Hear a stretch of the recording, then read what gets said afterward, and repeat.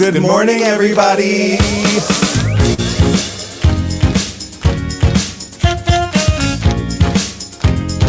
Wake up. Wake up, wake up. In Provincetown. This week featuring Wake up, wake up. Can I have some coffee? Wake up, wake up. Make it strong, please. Hey. Oh. Hey. Wake up, wake up. Oh. No, really, can I have some coffee? Wake up, wake up. Good morning. Hey everybody, it's Friday, May 27th, and it's the start of Memorial Day weekend. Work. You know what that means, right? It's Memorial Day weekend. It means the ladies take over the town. I can't wait. It's one of my favorite weekends. Yeah? Yeah. It is, it's fun. Yeah. And I think it's it's a little gray and damp right now. Our friend Suzanne Westenhofer was just complaining about the humidity here, but I think it's gonna go away. Yeah, Right? it usually burns off midday. I mean, right now it is 63. It's going to be a high of 70 today. Work. Looking sort of lovely for some of the weekend.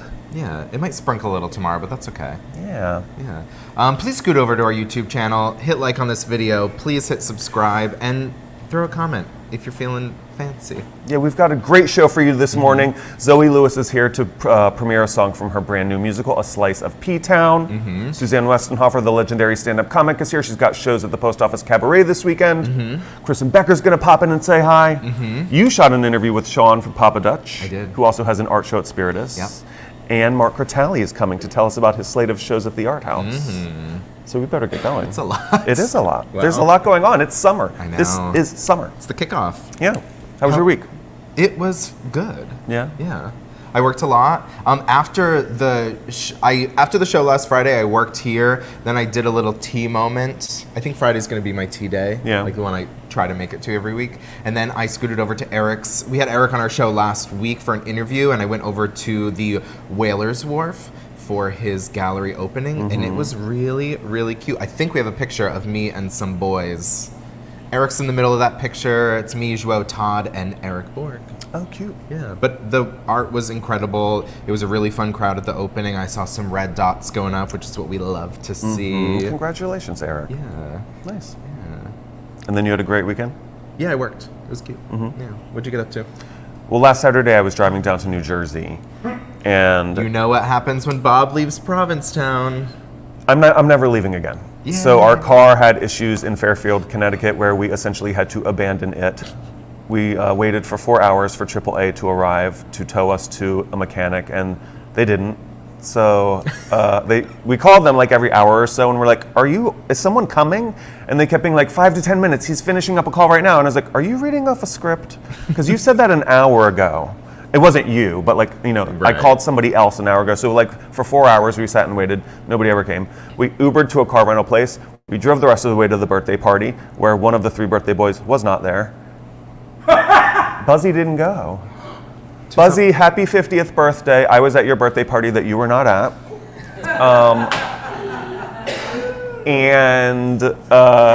Michael had a good time, though? Michael had a great Right. time, and there were people there that I wasn't expecting to see. My friend Clint, who I worked with in 2005 at the Crown and Anchor, was there, and I was totally surprised to see Clint. That was a very pleasant surprise. yeah. And Katie Rudd, of course.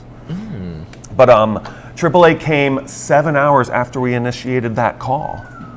7 hours. What are our dues even for? And after the first 4 hours, Peter was like, well, I found this other tow company, this local tow company. We could pay them $250. And I was like, no. I'm like, absolutely not. What the hell do we pay for AAA every year for? Right. Like, you pay every year, you never use it. The one time you need it, they're not there? No. Anyway. My mom pays for my AAA. Thanks, Mom. Your mommy pays for your AAA? I keep telling her. I tell her I don't need it, and then she tells me I do need it, so she buys it for me because she knows I won't buy it for myself.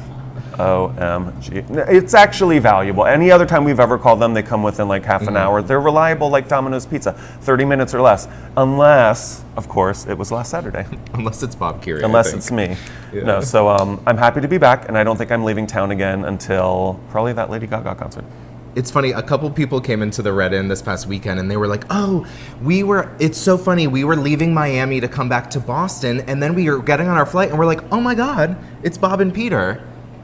And then they proceed to tell me about how there was trouble with the plane, they had to dump fuel in the Everglades, they had to circle around Miami a few times. I'm like, it is because Bob Curie was on that plane. Wait, Miami to Boston? I think so. It was in Miami. I only went west this year. Oh. I don't think it was this year. I think it was like once upon a time. Oh, that one. Yeah. Oh, I remember that flight. Because I fell asleep and it was like super turbulent. Everybody was screaming and freaking out. And I woke up to the screaming and I was like, what's going on? It was fine. We're alive. We're here. Sitting here right now. I feel like Bob's life is just like a Final Destination film. Pretty much. I think the universe is just telling me not to leave Provincetown. Don't. Or don't leave the Cape. Yeah, why would you want to? No. Unpack. Did you get up to anything else this week?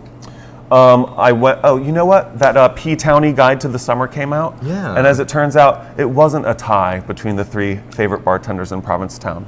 Oh, they ranked them. Wow, what'd you get? 3rd. Oh no, Glenn was right. Glenn was right. Glenn apparently is everyone's favorite bartender. Maria Morelli somehow 2nd. And I was like, I don't mind not being 1st, but Maria should have been 1st. Mm-hmm. Glenn, I love you, but Maria's Maria. right? Yeah.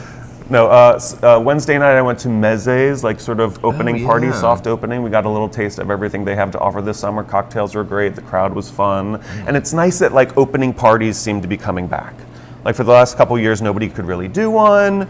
Steve and Brandon, threw one for everybody and it was really, really nice. And that's gonna be a fun place to eat this summer. And I think their real opening is tonight. Awesome. Helltown Kitchen is back open. Someone just told me, I think someone told you that they think it's the best food in town. Tom and Troy. Wow. They said that was the best meal they've had so far this spring. So if you get a chance, go down to the Helltown Kitchen and tell Willie and those guys we said hello. Yeah. I went to the brew house for the first time in a few years because I don't think they were open last year. They were not. But I'm happy to be back. That's one of my favorite spots to just like sit at the bar alone and get a burger. It felt great to be back. And the beer garden's open too. I saw people sitting in there yesterday. That's such a good spot too. Yeah, by this weekend, pretty much everything is open. So if you're coming to town, which we encourage you to do, bring money. Lots. Last night we did trivia together for the first time in about a month. Yeah. So that was very exciting. Trivia, like we mentioned last week, is moved to Thursday at 7 from Mondays. So please put that on your calendar throughout the summer. It was a ton of fun. We had 10 teams. It was a fun crowd in here. Yeah. It was, so since it was a month without Bob, I did, my round was on Triumphant Returns. And then we did Famous Bobs for our visual round. I think it was fun. I think we're gonna do Famous Bobs next week too. There's a lot of them. So many Bobs. Yeah. But wow. Snark from behind the camera. Ladies and gentlemen, I wish you were all here to enjoy this as much as I do. But after I went and worked the underwear party at Red Room, it was the first night Red Room was open for the season. I don't think they're going to be open again this weekend, but they will be open again next Thursday for the underwear party. So put your cute skivvies on. Good crowd? It was fun. It was like a smallish crowd, but everyone was having a lot of fun, and it was a lot of townies, which we love to see. Oh, so super VIP. Yeah. Excellent. Fun. Are you going to do that every weekend? No, I'm just filling in. Oh, okay. Yeah. I'm like Monkey Bar and Rosie's are open again. Oh, yeah. Rosie's Cantina is open again. The Monkey Bar is back. Yeah. Rosie's open What are you on laughing at? Wednesday. Oh. And Monkey Bar, they renovated, and it was the first time. I haven't been in, but I did bike by and peek in. It looks really great in there. Yeah. Good. Yeah. What's going on in the world? The world. I know. Don't go there. I am not going to the world anymore. It's a dark, dark place. Kevin Spacey's back in the news. Yeah, I know. Ugh, is right. But he was charged with 4 counts in England. 3 of them were sexual assault against 3 different men, and there was also a charge. Maybe they don't call it as plainly as we call it here in the States, but one of the charges was causing a person to engage in penetrative sexual activity without their consent. We have a much smaller word for that here in America. It's called rape. Yeah, can you call a rape a rape? Yeah. But all these assaults occurred between 2005 and 2013. He's faced accusations of sexual assault for years, including actor Anthony Rapp accusing him of sexual assault when he was 14 and Spacey was 26. And in 2002, he was ordered to pay, or maybe that's a different year. He was ordered to pay $31 million to the studio behind House of Cards for violating their sexual harassment policy when multiple allegations of sexual assault were made against him. $31 million? Yeah. So not only is he canceled, he's bankrupt, and he's probably going to go to jail. Well, I hope he doesn't work anymore. Bye! No, I mean, he's done. Yeah. Oh, well. Yeah, he was fun though. Yeah, When yeah. for No, I was a big fan in like high school and college. Yeah. Like during those peak space years before we know everything that we know now. yeah. Did you watch All Star 7? I don't have Paramount Plus. I'll give you my password. Don't tell anyone. You just told everyone. No, just kidding. Imagine if I just said my Paramount Plus password. How many episodes have there been of it? So I didn't realize, but last Friday they released the first 2 episodes all in one go, and they were both really phenomenal. I watched one and then put a few days between, so I didn't want to let that first episode just go by. I wanted to be able to really relish in it. But they are not going to disappoint. This is an all-winners season, and they are really turning it out. The first episode was the girl group challenge that they do a lot. It was to RuPaul's song Legendary, and it was fun. But the second episode is probably the best episode of Drag Race ever. Really? It was Snatch Game, and they did a double snatch. So they did 2 episodes of Snatch Game. So each contestant was responsible for 2 different characters. Who was your favorite? I mean, so the Provincetown was kind of all over this episode. Jinx Monsoon did probably hands down the best Snatch Game performance of all time, and I'll probably just say that there won't be any better than that in the future. Really? It was so incredible. She did Judy Garland, and when she was preparing for it, she was speaking to one of the other contestants. She's like, I love doing this character, but one of my really good friends, Thirsty Burlington, created this character, and I'm kind of taking some of her jokes from it.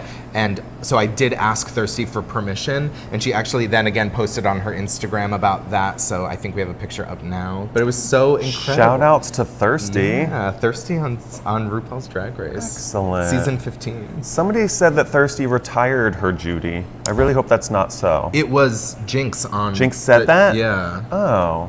But who knows? That can't be real. Yeah. I mean, one of my other favorite Thirsties was her Michael Jackson. Thirsty's really, really good as Michael Jackson. Right. Imagine being that good at Judy and that good at Michael Jackson, but it's still not being your main impersonation. Those are like your number 2 and 3. Right. But another character that was portrayed on Snatch Game that is related to Provincetown is Raja, who is kind of a hometown queen. She spent a few summers here performing in town, but she performed as Madame the Puppet, and it was so amazing. She had a full prosthetic with the chin and the nose, and then she had like sticks tied to her arm, and she did a lot of it. But she obviously did the classic joke, I'm wearing my summer diamonds, summer diamonds and summer not. But it was really cute. But if you've never watched Drag Race, you want to maybe watch a season, this is the one to do it. Yeah. I mean, don't you wish every season had only winners on it? Yeah, I'm just like, we don't need any new girls. Just bring back the ones that are incredible. Yeah. Speaking of retirement, our hometown favorite, Scarby, announced her retirement in this week's edition of Provincetown magazine. So I guess her plan was after the 2019 season, she decided that 2020 was going to be her final year, and obviously that didn't happen. And now that things are kind of getting back to normal, she's like, I just don't want to get back into it. Oh. After a few years away, she was like, it is what it was. I loved it so much, but she unfortunately is retired. We loved having you in town. Congratulations on your retirement. Hats off, gal. Yeah, enjoy your downtime. But she's going to be working with her husband at Twisted Pizza. Oh, cute. So if you want to see Scarby, you got to stop into Twisted. I don't know if she'll be on her bike or wearing one of her big hats behind the pizza stand, but probably not. Probably not. What else you got? I mean, this Sunday, I'm off Sundays, and so I've booked a double feature. Peter and I are going to see Audra McDonald at Town Hall, and then it's Mona Moore's opening night at the post office. Fun. I know, and it's like perfectly timed to where there's just enough time in between for dinner. I love that. Are you going to get to see anything this weekend? No. No? No. I work all weekend. Oh. Yeah. Oh, yeah. We Wait, are going to come to the vault at large. when That's is the vault Sunday at night? large? Sunday. Sunday night. Vault at Large is back. That's the Vault's leather party, and it's going to be every Sunday through the summer. Oh, wow. At the Vault. They were like, it's not going to be every Sunday yet. It's going to be every Sunday starting Pride weekend, which is next weekend.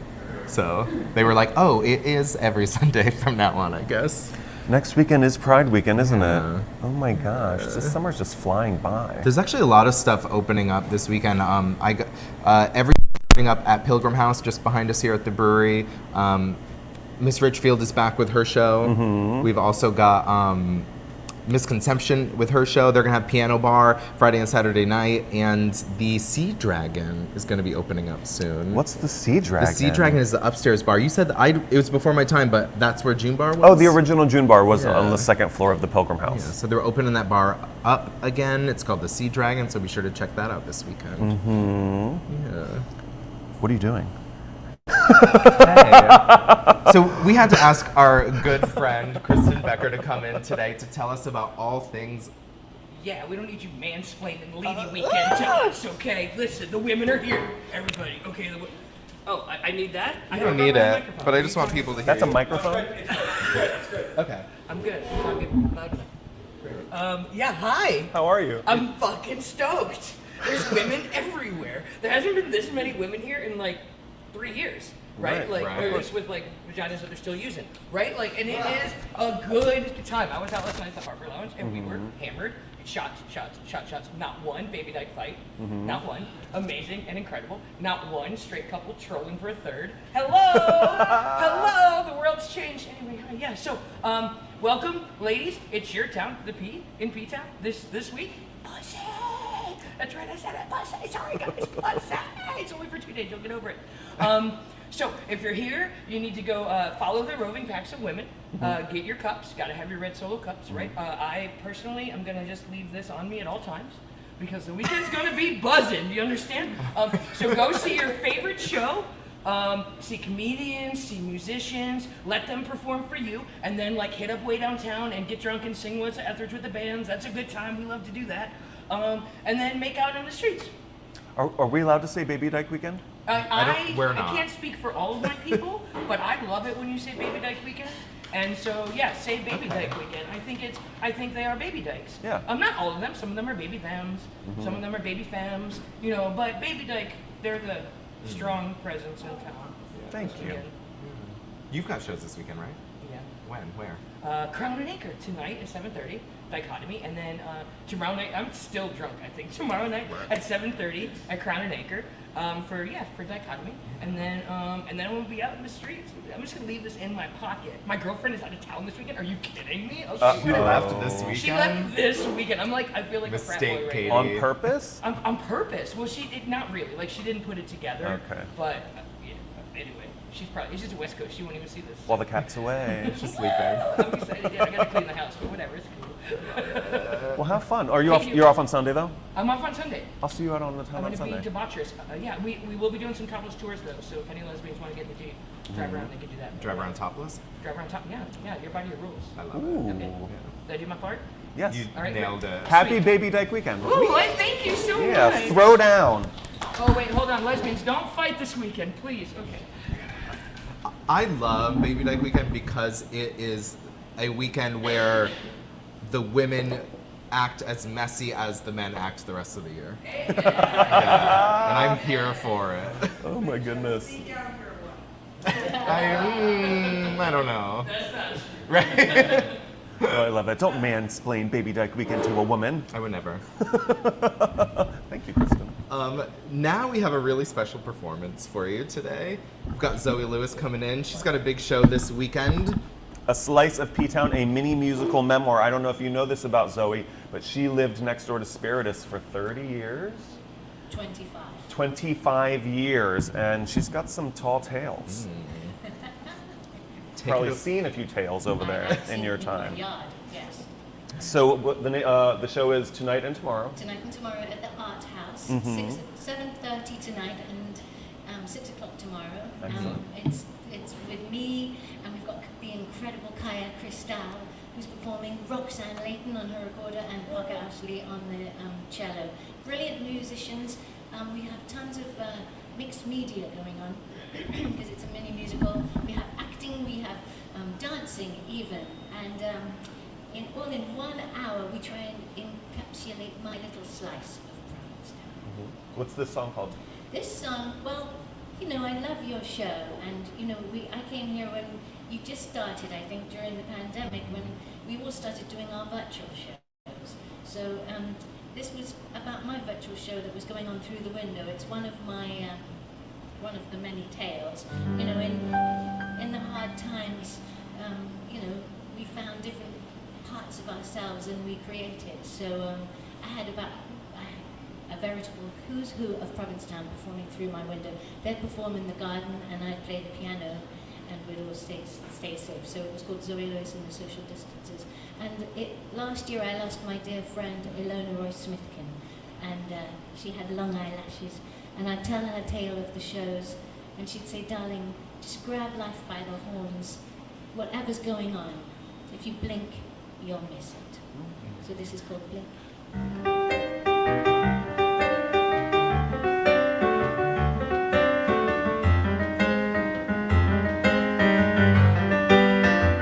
There's a drag queen in my kitchen, there's a feather in my tea, there's a trombone through my window, serenading me, and I'm missing our connection. May I sing you a song? We better dance in the rain, my friends, for the show must go on. And if you're feeling all alone, know the world is here with you. 'Cause life is full of punches, it's much shorter than we think. So be careful you don't miss it if you blink.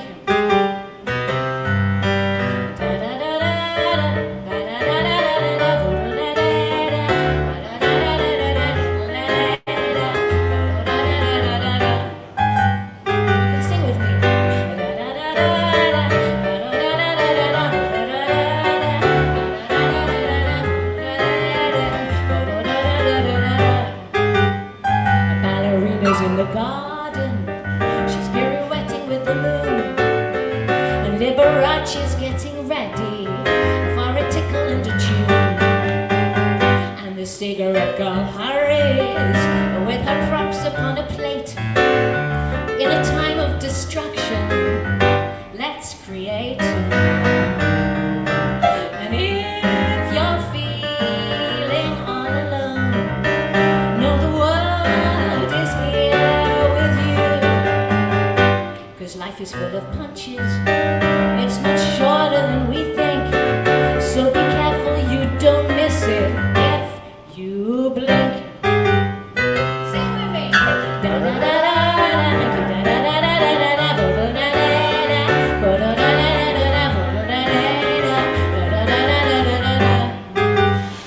One more time.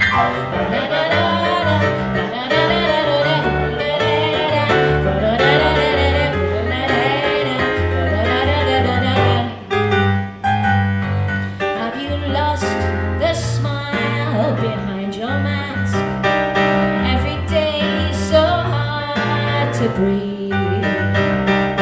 Switch on your screen and dare to dream along with us in our land of belief. There's a Slavic paper theater, there's a heart upon a stick, there's a lady from Cuba, there's a burlesque kick, and we giggle just like schoolgirls to every lamb chop joke. 'Cause laughter is the medicine and music is the hope. And if you're feeling all alone, know the world is here with you. 'Cause life is full of punches, it's much shorter than we think. So be careful you don't miss it if you blink. One more time.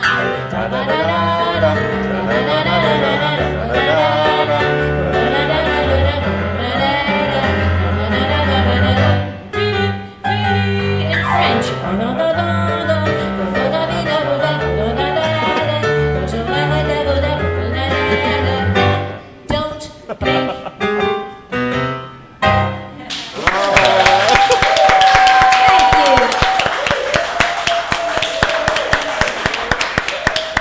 Thank you so much, Zoe. That was so Zoe, we love you so much. You can see that show tonight at 7:30 and tomorrow at 6 at the Art House, A Slice of P-Town, Zoe's mini musical memoir.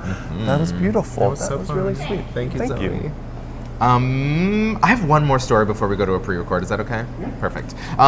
We talked about the fire at the Old Reliable a few weeks ago, and it has a lot of eyes on that space. We're all the town is trying to figure out how to make it a safer space until it becomes what it might become. But the select board and the town manager are considering putting a fence around it at the taxpayer's expense. Is that where it would come from? Yeah, so... It'll get paid for when they sell the property. Right, or but... possess it. The town will get paid back for it. Right, during the sale of the property. So our friend Mark walks the beach there every day, and he's seen more signs of the activity that caused the fire in the first place. So the fence is going to be good if that's what we have to do. The current owner has been unresponsive for demands to mitigate and figure out and solve the problem. And the presumed next owner, Christine Barker, has said that she can't do anything because she doesn't own the property, which is kind of understanding. It is unfortunate that the town has to be responsible for figuring this out, but we don't want another incident to happen. Right. So, yeah. It's a town made of wood. Very like, bad. We can't really risk these giant fires. Yeah, and I think the salt air makes it worse. Does it? Is that true? It dries out the wood, right? Sure. Yeah. So who did you record an interview with? I hung out with Sean Gardner yesterday at Spiritus. He's got a show at Spiritus, an art show, but we talked about kind of everything he's got going on, his big weekend at Poppin' Dutch this past weekend, everything else. Yeah. Check out Sean Gardner. Good morning, everyone. We are here at the backyard patio at Spiritus Pizza. We're hanging out with Sean Gardner, the wearer of many hats in Provincetown. Thanks for sitting down with us today. Yeah, thank you for having me. Well, first things first. How was the big opening weekend of Poppin' Dutch this past weekend? It was good. It was, busier than any opening weekend we've had. Killer. Nice weather. Yeah. Everyone picking up sandwiches on the way to the beach. Yep. Another thing I wanted to chat real quick before we get to your big art show. You have your show at WOMR, the Helltown Get Down. Yeah. So I've been DJing there for 4 years, I think. Different shows. But this new one is all 45. It's an hour long. It's Tuesday nights from 8 to 9. And it's been really fun to, spin my collection of really obscure and nerdy records. I love that. If there might not be any inspiration behind the name, but what is the inspiration behind the name DJ Potato Salad? I originally was calling myself DJ Mayonnaise Hands, and then I found out that there was somehow another DJ Mayonnaise Hands already. Stop it. Who also does 45s. So I had to change the name. You gotta collab at some point. I know. So I changed the name, and I was like, well, I kind of want to stay in the realm of like deli things because of the job that pays me. So there we are. That's a fun story. Yeah. But we are here at the Spiritus patio because right inside you've got an art show hanging up. I do. It's your second one, right? Yeah, I did a show here last year, which I was very flattered to be asked to do. I started painting because I thought it was funny, because I can't draw, and I thought, like, I'll take it to the next level and try to paint and see how funny that looks. Because I don't work in the winter. So I started doing that, and then they asked me to put some of my stuff up last year, and it went really well. And I have a lot of fun with it. So that's awesome. What's kind of the inspiration behind the content of your paintings? Kind of the same as like music. It's like kind of obscure celebrities and songs and things, and then also food and sex, I guess. So there's some like strip club matchbooks in there, and there's your three favorite things. Yeah. Sex, food, music. minor celebrities. Yeah, yeah, exactly. I love that. Yeah. So, yeah, there's like a Sun Ra, and there's a Grace Jones, and sometimes there's people that nobody knows. There's Elliot Gould is one of my favorites. Yeah. Cool. So since it is your second show at Spiritus, what do you love about showing at Spiritus? I mean, it's a casual environment for Hank showing art, and they're so lovely. I mean, they're the nicest people. And, yeah, I mean, I like that it might be like the most visited art gallery in town. That might be true. Yeah. So it's cool, and it feels nice to be part of sort of like a towny tradition, like showing your work at Spiritus. So, it's a big thing. My friend Sophia has a show here later in the summer, and she was like very excited to be asked. It's always really nice. Yeah, it is really incredible how the people here at Spiritus support the community and let artists who might not have another space be able to put some stuff up on the wall. Yeah, people who paint very strange, minor celebrities. I'm definitely sure you get a lot of eyes on it that wouldn't necessarily walk into an art gallery when they're coming in for their 1 a.m. pizza. Exactly. But I feel like that the content and your style of art might be appealing to people who think they might not be into it.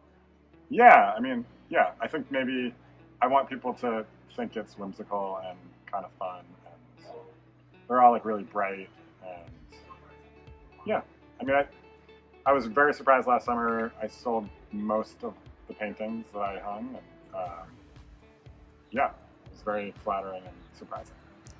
So you're doing an opening tonight, Friday? I'm doing an opening. I think we're doing a small opening on Saturday. Oh, awesome. So. And your show will be up for how long? Drinking beer in the garden from 6 to 8 is my opening. I love that. How long is your show going to hang here at Spiritus? I believe it's up till the 8th of June. It's like a 2-week thing. Yeah. So you heard it. Stop by Spiritus, pick up one of Sean's incredible works, and grab a slice of pizza. Oh, I should also add. Yeah. On the 7th of June, I start a dance party at the Grotto Bar. Called Pulp. And it's going to be all 45s, 50s, 60s, occasionally 70s, but kind of like greasy, grimy, sexy. And that's going to be a weekly thing? Yeah, it's going to be weekly. Every Tuesday night from 10 to about 1. Awesome. Yeah, that's really exciting. Yeah. Can't wait. Well, thanks for sitting down with us today. Yeah, thanks a lot. And we'll see you here at Spiritus on Saturday. Great.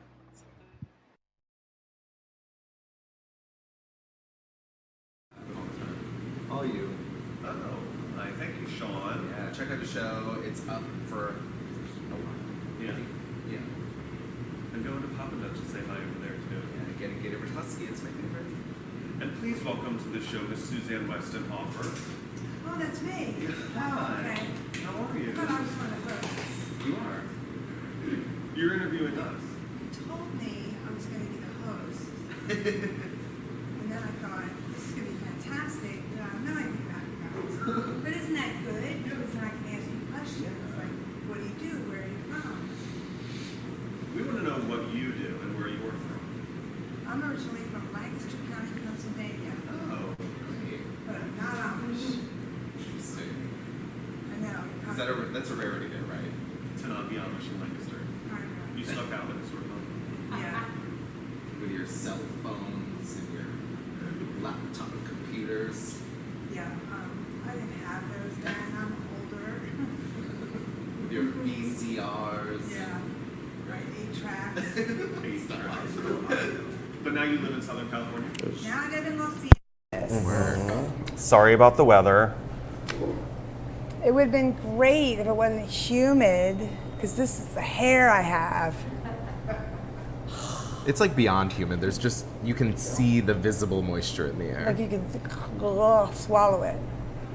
Zoe, would you bring me my soft drink? Zoe, would you mind bringing me my soft drink? Thank you. I'm sorry. No, it's okay. I my mouth. love a Dr. Pepper girl, always. You and Cher. Cher, Thirsty, me, all the icons. And Pam Hupp.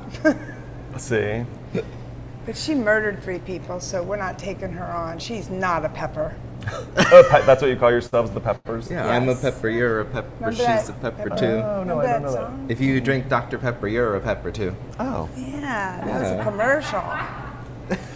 So, Suzanne, when's the first time you visited Provincetown? First time I visited was in the 80s, just to come up as a lesbian. The first time I performed here was Women's Weekend, 1991.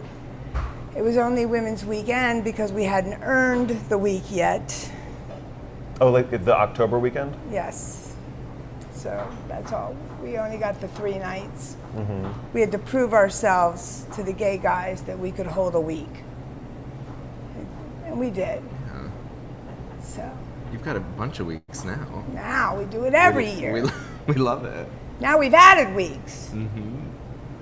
So 31 years you've been performing here. I was just going to say, that's a horrifying thought. But yes. Of course, I was 11 when I started, as you know. As we know. So what keeps you coming back? What keep? Honestly, I love performing here because because of the closeness of. I perform at the Post Office Cabaret. I've always performed there. I like the closeness. Everybody's in there, and so you can do your show, or you can chatter with the people. You know, I've always liked that part of it. In fact, that part of it has given me jokes that I've used other places. You know what I mean? Like you chatter, chatter, chatter, and all of a sudden you think of something funny, and if you're smart enough to remember it, I used to tape it, and then I got bored with that. But then you can take those jokes forever, which is fun, and do them anywhere. How many shows do you have this weekend? Friday, Saturday, Sunday, 3. 3? Math was never my strong suit. What time? Tonight at 7, Saturday at 5:30, and Sunday at 7, because that makes sense. But Do you like Provincetown audiences, or are they better or worse than others? I would say better. Better. I would say better. Unless, and I'll probably get canceled for saying this, unless you get a crowd of a bridal show coming to your show. That can be. And this is like the only place that happens in sort of a regular way. Like I've never had a bridal show come to the lesbian comic anywhere else, let me just tell you. But yeah, I like the audiences here.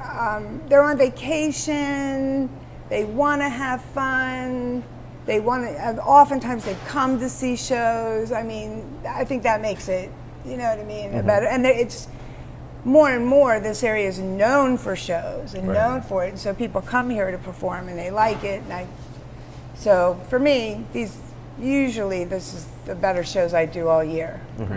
I mean, it doesn't compare to Fort Worth, and I don't know what that's about. Really? I have amazing shows in Fort Worth. I don't like Texas. I'm not from Texas. I never lived in Texas. But for some reason, every time I do a show there, I have an amazing show. Are you going this summer? I don't know yet, but probably. Are you going to be back here in October for Women's Week? Oh, I'll be back for Women's Week for sure. I don't know if I'm coming in the summer yet again, but it's still too early in the season to know. Right. And I'm the Terry Garr of David Letterman. Do you guys know that reference? No. That whenever he had someone cancel, he knew last minute he could call Terry Garr, and I will be that for the Post Office Cabaret. So like, if they have someone cancel, I'll sneak right in. You'll be here from LA in a minute. Well, now that flights are a little more expensive, we would have to discuss it. They'll pay for it. Sure. No, I thought it's an interesting thing that you just said about you being canceled for like talking against bridal parties, because we talk a lot about the First Amendment and how important it is for comedians to feel safe on stage, especially recently. Like, do you feel like things have changed a little, like in terms of what you can say? Oh, comics are talking about it constantly because we've always thought of ourselves as the court jester. We are the ones that are supposed to say the thing that you might be thinking, but it shouldn't be said. That's our that's our whole existence. I mean, that's who we are, you know? And to suddenly have groups of people hating that you said this or this and getting upset, this is a bad thing. Because then if they take away comics' ability to do that, who's left? Right. Who's going to say the thing that can't be said? You know? So we're all worried about it. And we're all, I mean, I've been an open lesbian comedian since July of 1990. I've been getting up and saying I'm a lesbian way before it was popular, way before whatever. And I never worried about anything I said in all those years. All of a sudden, I'm worried that I'll say one of the letters wrong. Right. You know what I mean? And it's like, meaning it's my own community. It's not straight people that are mad at me. I won't be canceled by straight people. If I get canceled, it's going to be by other queers. And that is horrible, but a true thought that might happen. Yeah. It seems bizarre. Who were some of your inspirations coming up? George Carlin, number one. I would say Lily Tomlin, but I never think of her as a stand-up. Right. She's so much more than that. I mean, you know, but Lily Tomlin, obviously. And then Mort Saul, who nobody remembers. Mark does. Yay! In Sean's interview, he said some name, and Mark was like, "Oh," and I was like, "Yeah." He knows everyone. Mort Saul's the first guy to say that he was having a hangover in this piece he called "The Morning After the Night Before," where he said, "My teeth feel like they have sweaters." And we all know that feeling. Yeah. And now we say it without ever thinking Yeah, about that's it, but just he's like- the first person to say that. And I love that. It's like I invented the word celesbian. And then everybody started using, but I don't care. That was not, and I don't think that was going to hold on at quite the same level. You know. Like, at what point in your childhood did you decide, I'm going to be a comedian? This is what I'm going to do with my life? Never? Never. You still haven't decided? No, I thought my whole life, from the time I was like 4, that I was going to be a famous movie star. And I went from Lancaster County, I went to college. Mom made me go to college to have something to fall back on. And then I majored in theater. That's something great to fall back on. Right? You can 'Cause, fall back on that that's whenever. going to get you a job. Yeah.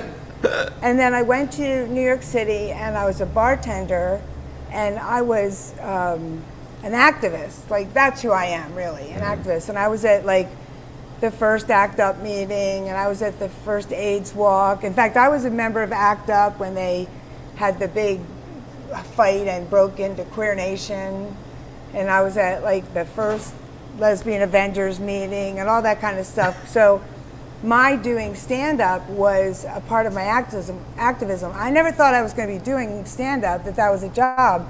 I just thought I was bartending and people would say, "You're funny, you're funny, you're funny." And I was thinking, okay, maybe I can use this to get a message. You know what I mean? Because it was 1990 and we needed that stuff then. And I got up at this little club in the West Village. There were like 20 comics getting up. Everybody got 3 minutes, and they were all straight or pretended to be straight.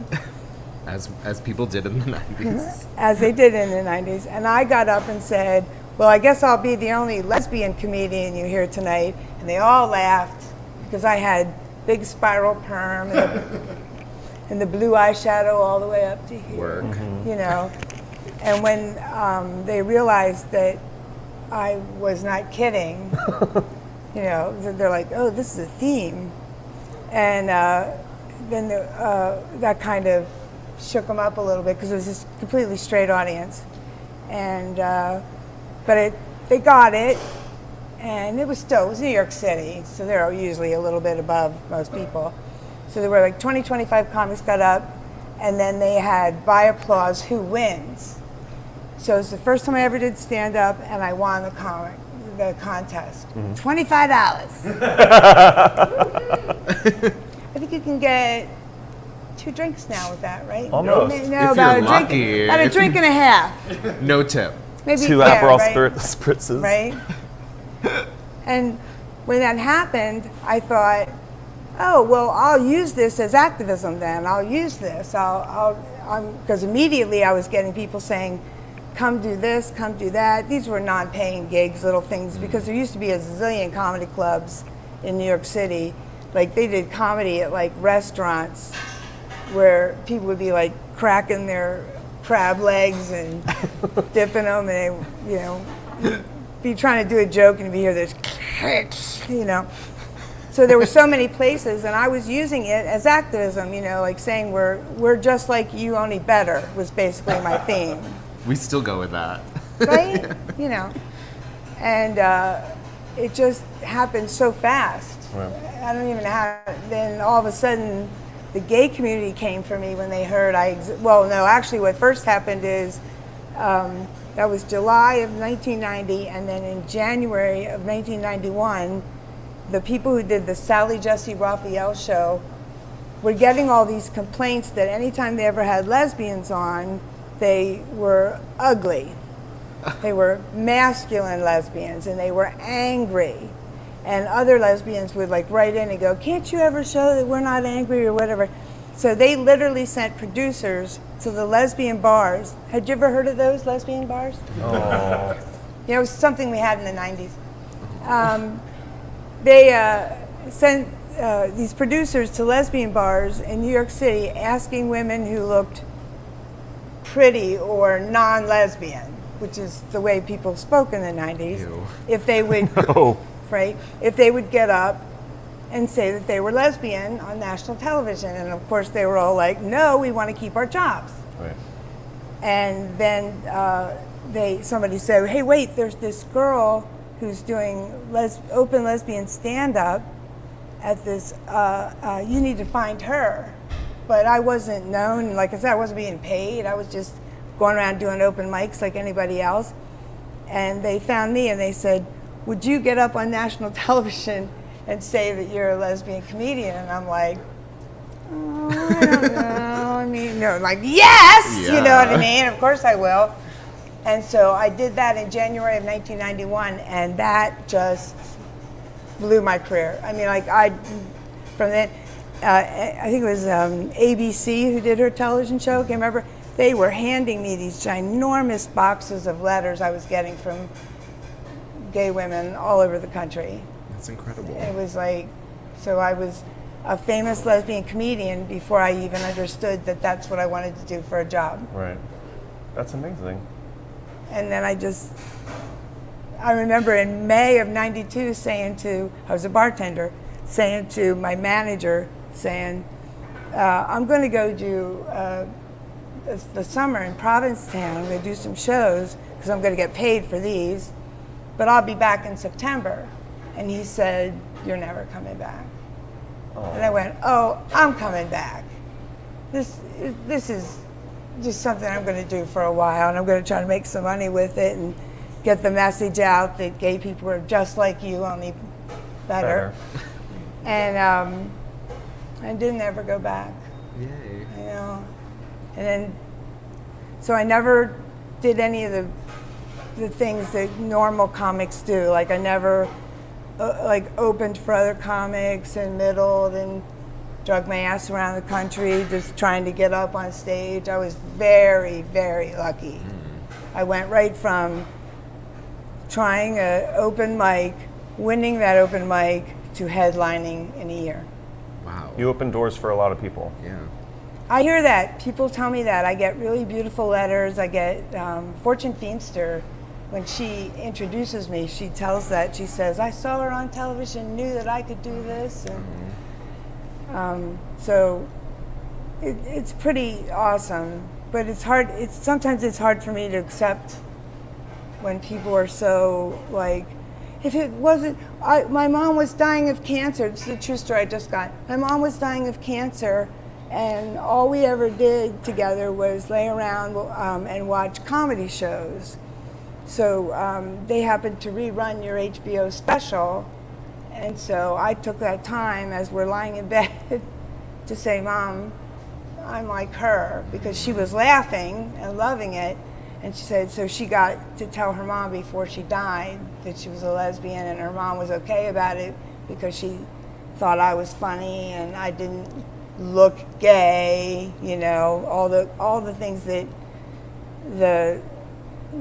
those types of parents back then were afraid would happen to lesbians, you know, that they would look like men. Like as soon as you like to have sex with girls, you're just going to look like a guy.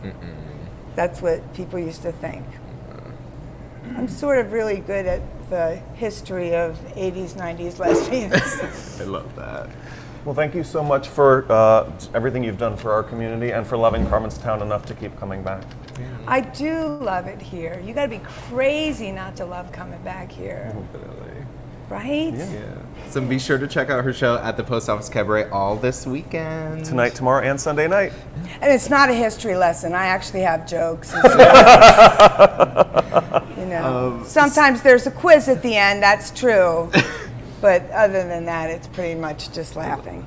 But speaking of history lessons. Oh, yeah. So Ann Hutchinson is doing an LGBTQ trolley tour history show. Yesterday was like the first one. Here's 30 seconds of Ann Hutchinson's trolley tour. It was really, really fun.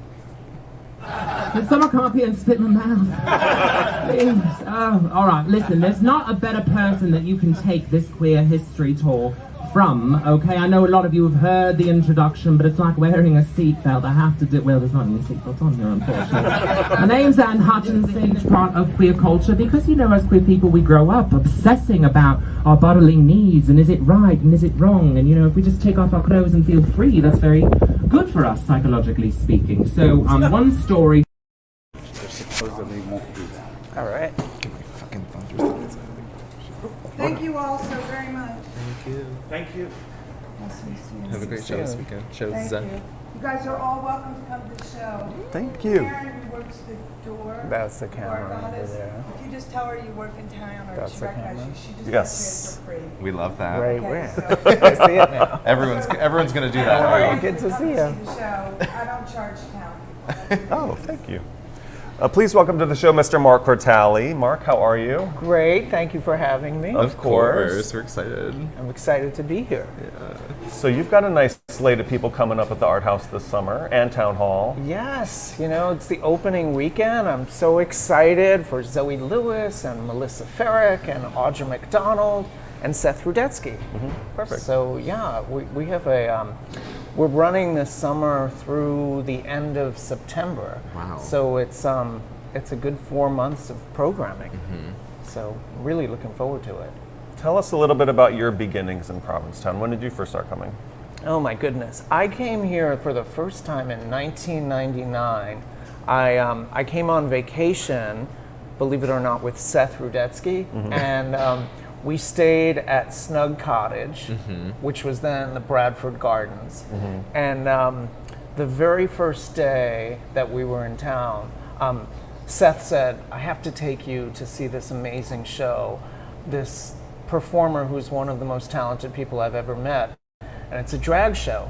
And believe it or not, I'd never been to a drag show.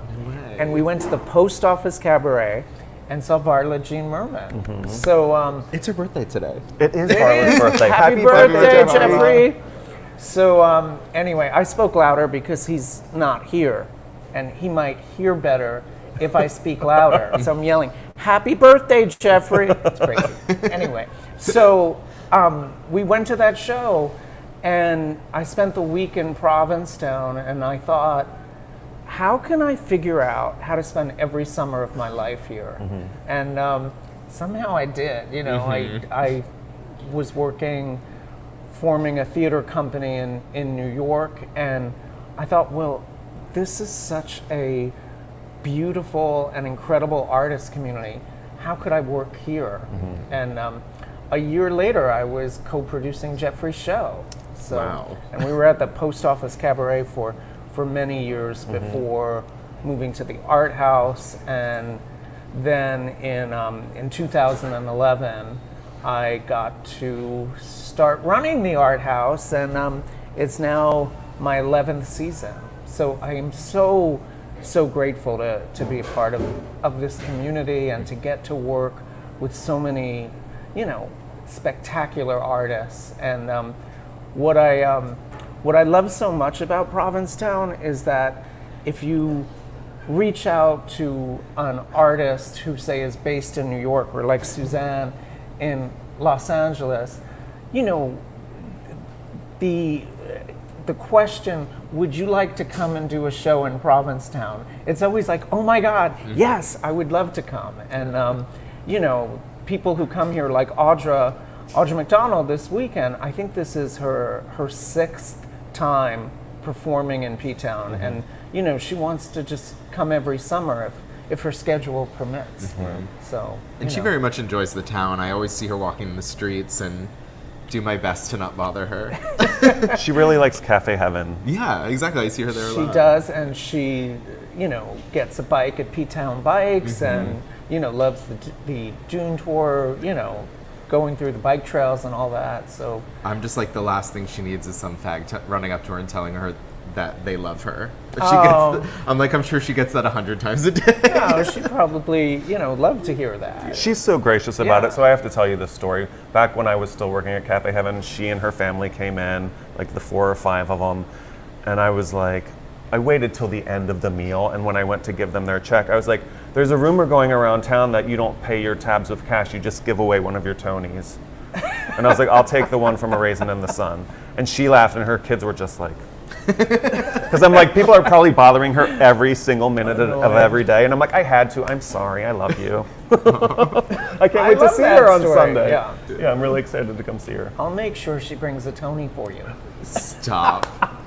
She just travels with them. Yeah. They're like in her backpack. She forgets them at the gym sometimes. Oh my God. Yeah. I think, you know, Seth asked her in one of their shows together where she kept them, and I think she's actually misplaced one of them. Which one? I don't know. It's not the one that's in my basement, is it? It's the one she paid her tab at Cafe Heaven with. It's a nice problem to have. You know, you lose track of where your Tonys are. When you have so many. Exactly. You have a close friendship with Seth Rudetsky. I do, yeah. You know, we have known each other since 1992. My first roommate in New York was Jessica Stone, who's now a well-known director. She directed Kimberly Akimbo, which is going to be on Broadway this fall, starring Victoria Clark, who will also be at the Art House this summer on July 1st and 2nd. Plug for Victoria. Yeah. But Jessie she started out as an actress, and she was in the musical revival of Grease.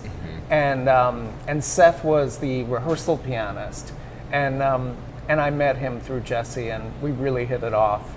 And when, you know, I had been going to so many of Seth's shows over the years, and, you know, in the 90s and into the 2000s, and when I got my post at the Art House, the very first conversation I had was with Seth, because he had done this Chatterbox show that was a benefit every Thursday at 5 o'clock in New York for Broadway Cares Equity Fights AIDS. And the format of the show was an interview, and he always had musical theater, you know, Broadway performers who were on their way to their theater, and that's why it was at 5, because they had to be there at 6. And because they would sing, you know, they'd be in a musical, they would only sing one song at the very end of the show. And, you know, me being such a musical, gay, you know, fan and lover of everything Broadway, I would go to those shows, and although the interviews were really interesting and entertaining, I'd always be waiting for the song. So when I got my post at the Art House, I asked Seth if we could have a format similar to that, but have there be many songs. So, you know, now it's an interview format, but there are about 12 songs in each show. So instead of the standard, you know, cabaret patter where the artist is speaking, they just, you know, sit and talk to Seth, and then they get up and sing another song. And I love that format. The first time, I hadn't seen him until I saw him with Krista Rodriguez last fall. Oh wow! And it blew my mind, because it's like this really like disarming, casual conversation, and then incredible songs thrown in. And it's so incredible how they like their conversation will be seemingly going like just down this crazy path, and it turns into this specific. Now we're gonna sing this song. I'm like, how did they get there? Yeah, it's really spontaneous. I mean, Audra will come with a book of maybe 50 songs and say to Seth, I'm prepared to sing any of these. And then he in his head, will sort of steer the interview as best as he can towards, some of those songs. Right. Wow. So it's a format that I'm very proud of, and I'm so grateful that people here and, frankly, all over the world have responded to it. So There's just one show Sunday? it's one show only at 6:30. We still have about 100 tickets left. So, it's at Town Hall, and I think it's going to be great. And Melissa Ferrick is opening the show. She's going to awesome. do, like a 15-minute set before Audra comes out. Cool. Perfect. Yeah. I can't wait. I'm really excited about that. I know you love all your performers equally. Oh my God, you're going to ask me. But are there a few you're super excited about Did I this drop my season? mic? No. Okay. Is there a few you're super excited about this season? Well, I'm so excited about Zoe Lewis's show tonight that's opening, A Slice of P-Town. I can't wait. The very first thing that I produced in Provincetown in terms of a theatrical show was Snell Road back in 2011. So it's great to have Zoe back at the Art House with another musical. And my God, Chita Rivera is coming on August 7th. And she's turning 90 this year. Oh my God. So, I feel so grateful to be working with her again. And you would never know that she's 90. She's coming with a top hat and a cane.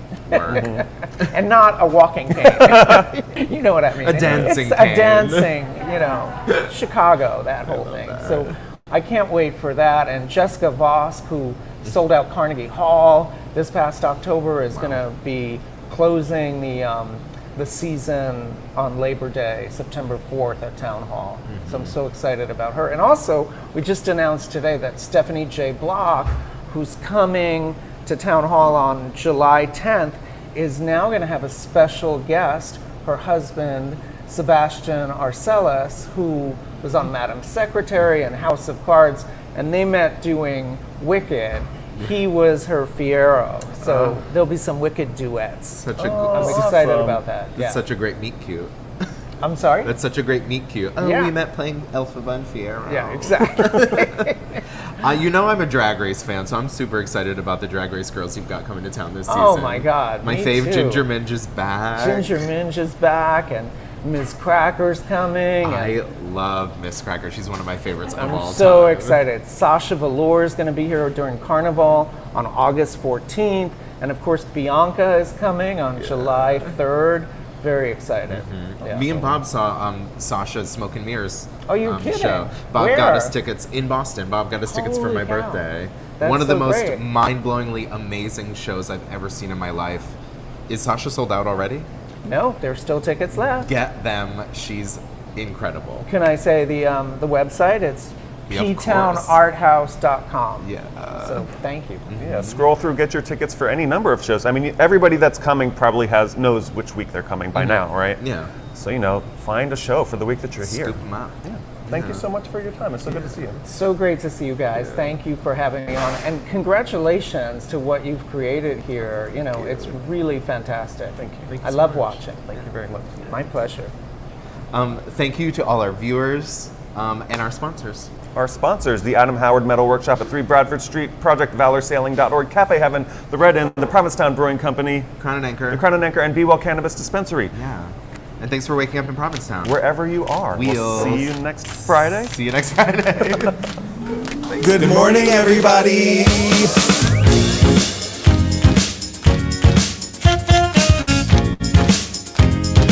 Wake up. Wake up, wake